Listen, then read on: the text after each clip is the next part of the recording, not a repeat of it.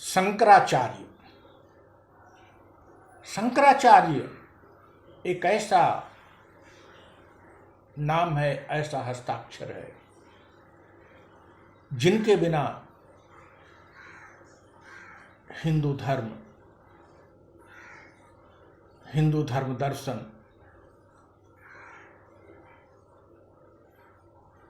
और वेदांत दर्शन अधूरा है।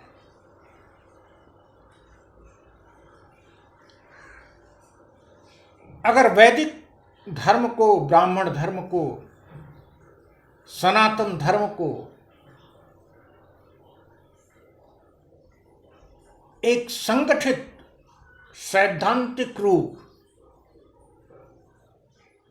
देने की क्रेडिट किसी एक व्यक्ति को देनी है तो वो है शंकराचार्य। उन्होंने इस धर्म को अपने तर्कों द्वारा एक सैद्धांतिक और बहुत कुछ सीमा तक संस्थागत स्वरूप दिया।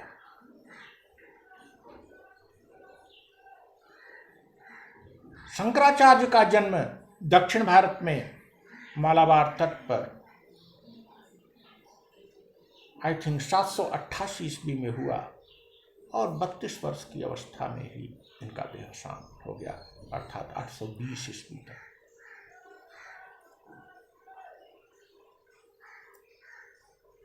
बचपन से ही इनकी बुद्धि विलक्षण थी, इनकी स्मृति अद्वितीय थी और इनमें तर्क शक्ति और ज्ञान के प्रति लिप्सा अतुलनीय थी।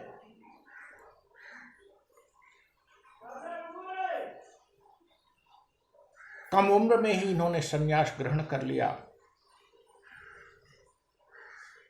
और फिर भारतीय धर्म दर्शन के एक प्रवर्तक के रूप में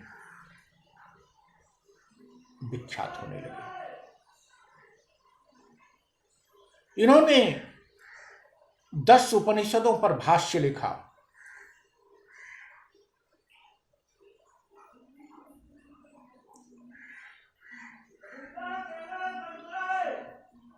और अद्वैत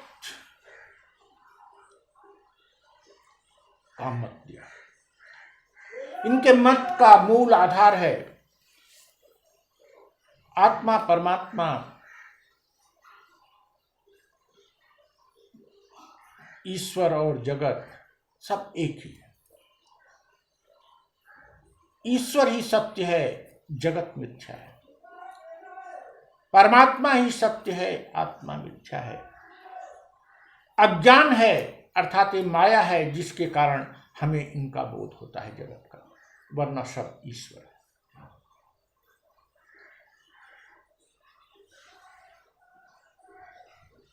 ईश्वर सत्य, जगत मिथ्या, दो नहीं एक। आत्मा परमात्मा की एकता नहीं, आत्मा ही सब कुछ, परमात्मा ही सब कुछ है और जगत नहीं है बल्कि ईश्वर ही सब कुछ है।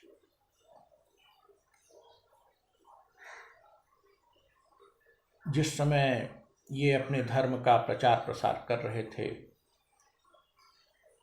हिंदू धर्म में अनेक दार्शनिक विचारधाराएं चल रही थी, साथ साथ बुद्धिस्टों का और जैनियों की भी चुनौती थी।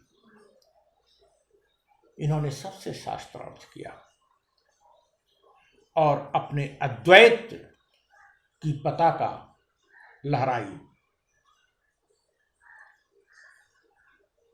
अद्वैत वेदांत, अद्वैत दर्शन की पताका इन्होंने पूरे देश में लहराई और अपनी बातों का तो छोड़ दीजिए, हिंदू धर्म दर्शन के वास्तविक स्वरूप का प्रचार प्रसार करने हेतु इन्होंने देश के 4 कोनों में पीठों की स्थापना की। उत्तर में बद्रिकाश्रम,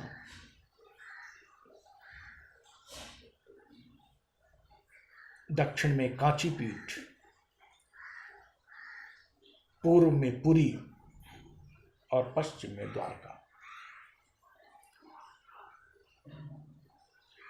ये चार पीठ देश के चारों कोने पर स्थापित करने का तात्पर्य था कि पूरे देश को हिंदू धर्म दर्शन के वास्तविक स्वरूप से परिचित कराना और हिंदू धर्म दर्शन के वास्तविक स्वरूप को स्थापित करना, जिसका आधार इन्होंने वेदांत में खोजा। इसलिए वेदांत दर्शन के प्रमुख अध्येता के रूप में तो वो स्थापित हुए ही, साथ साथ समस्त हिंदू धर्म दर्शन के सबसे अग्रणी व्यक्ति के रूप में उनकी पहचान बनी। वे शिव के उपासक थे और शिव को ही ब्रह्म के रूप में देखते थे। शिव की सत्ता और शिव की को ब्रह्म का स्वरूप वे मानते थे और शिव की निर्विकार रूप। यहाँ यह भी है कि उनका अद्वैत अवतार की बात नहीं स्वीकार करेगा। उनका अद्वैत, उनके अद्वैत में आकार नहीं हो सकता, वह बिना आकार का है, असीमित है, परम आनंद है, अकथनीय है और वे निराकार ब्रह्म शिव के रूप में शिव नाम से स्थापित करते हैं। इसके अतिरिक्त उनके धर्म दर्शन में ये मायावाद की बात जो की जाती है वो यही है कि जगत को मिथ्या मानते हैं, ये माया मानते हैं, यह जगत सत्य नहीं है, सब ईश्वरी सत्ता है, ईश्वर है। आगे चलकर और आज भी जब हम हिंदू धर्म दर्शन की बात करते हैं, वेदांत की बात करते हैं, तो शंकराचार्य के बिना हमारी बात अधूरी रह जाती है, हमारी परिचर्चा अधूरी रह जाती है और